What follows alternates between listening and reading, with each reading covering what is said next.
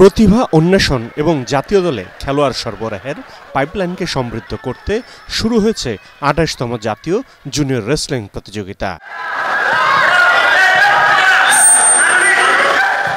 এবারের এই প্রতিযোগিতায় দেশের ১২টি জেলা দলের ২৫০ জন বালক ও বালিকা ২০টি ওজন শ্রেণীতে অংশ নিচ্ছেন।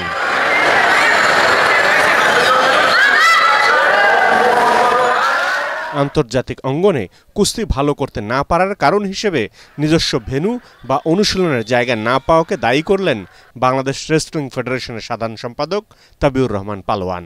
আমরা বারবার মন্ত্রণালয় বারবার ক্রীড়া পরিষদের কাছে ধর্ণা দিয়েও কোনো কিছু হয় নাই।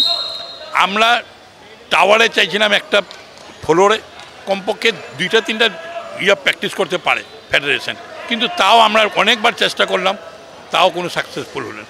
কিভাবে আমরা প্র্যাকটিস যদি না থাকে, খালি কুস্তি বলে না, কোনো গেমসেই আমরা আগাইতে পারবো না, আস্তে আস্তে পিছনের দিকেই চলে যাচ্ছে। এখন এই হলো আমাদের সবচেয়ে বড় দুঃখ। তো আমি চাই সরকারের কাছে, কি জাতীয় ক্রীড়া পরিষদ মন্ত্রণালয়ের কাছে, যে একটা মাল্টি স্ট্রিট বিল্ডিং করুক, আর নাইলে এই ক্রীড়া পরিষদের যে ফ্লোরগুলি খালি আছে, ভাড়া নাই, এইসব ফ্লোরে কমপক্ষে আমাদের ফেডারেশন যেগুলো ইন্ডিভিজুয়াল ফেডারেশনগুলো আছে এইগুলাকে প্র্যাকটিস করার সুযোগ দেব।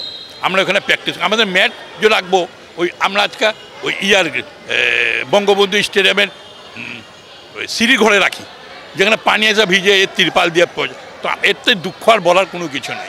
আর যুগ্ম সম্পাদক মেজবাউদ্দিন আজাদ জানান, জাতীয় দলের পাইপলাইনে খেলোয়াড় সরবরাহের জন্য এই আয়োজন। গত মাসেও একটা টিম ইন্ডিয়া থেকে আসছে, আমাদের এদেরকে এখান থেকে কালেক্ট করে আমাদের প্রাথমিক ক্যাম্পে তুলবো, এখান থেকে ট্রেনিং করে, বাছাই করে, পাসপোর্ট টাসপোর্ট সব করে আবার আমরা ইন্ডিয়ায় পাঠিয়ে দেবো 1 বছরের জন্য।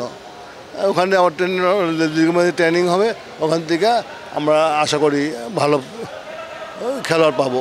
এদিকে বিভিন্ন জেলা থেকে আগত খেলোয়াড়দের চোখে বিদেশের মাটিতে দেশের পতাকাকে উঁচুতে তুলে ধরার স্বপ্ন। যদি সব ধরনের ক্যাম্প করতে পারি, ট্রেনিং ক্যাম্প করতে পারি, ভালো একজন খেলোয়াড় গড়ে তুলতে পারি, এর থেকে বড় বড় আশা করতে পারি আমরা। যেমন বিভিন্ন ধরনের গেম হয়, অলিম্পিক গেমস, কমনওয়েলথ গেমস, ইসলামী সলিডারি গেমস, সাউথ এশিয়ান গেমস ইত্যাদি। এগুলা খেলতে পারলে যদি দেশের জন্য একটা পদক আনতে পারি, দেশের সুনাম হবে। আমার বাবা রেসলিংয়ের কোচ, আমার বাবার থেকেই আমার প্রেরণা পাওয়া। আমি এখানে আসছি আমার বাবার কারণেই। আমার কোচ আমার বাবা আমাকে শিখাইছে। আমি এখান থেকে ক্যাম্পে গেছি ইন্ডিয়ায়, ওখানে অনেক ভালো নিউ টেকনিক শিখছি। সেখান থেকে আমার খেলায় আরও আগ্রহ হয়েছিল। এখন আমি আমাদের দেশের জন্য বাইরে থেকে পুরস্কার আনতে চাই। আর আমার মনের আশা যে আমি ন্যাশনালে ইন্টারন্যাশনালে গোল্ড পাইতে চাই। রাজধানীর শহীদ ক্যাপ্টেন এম মনসুর আলী স্টেডিয়ামে 4 দিনের এই প্রতিযোগিতার উদ্বোধন করেন জাতীয় ক্রীড়া পরিষদ সচিব আমিনুল ইসলাম।